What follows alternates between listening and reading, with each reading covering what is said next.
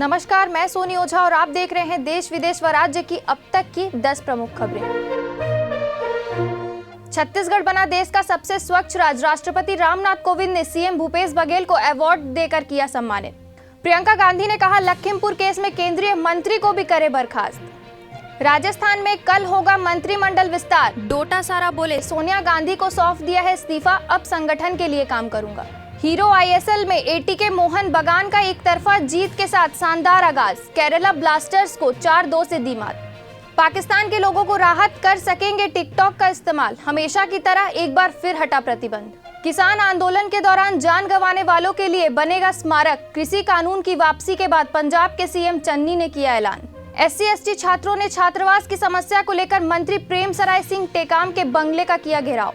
विराट कोहली की गैर मौजूदगी में रोहित शर्मा का बड़ा बयान, खिलाड़ियों को फ्रीडम देना जरूरी। छत्तीसगढ़ के राजनांदगांव में वैक्सीनेशन घर घर दस्तक टीम को युवक ने फरसा लेकर दौड़ाया, हुआ गिरफ्तार। महंत नरेंद्र गिरी केस में सीबीआई के हाथ लगा ऑडियो क्लिप। जेल पहुंचकर आनंद गिरी का लिया वॉइस सैंपल।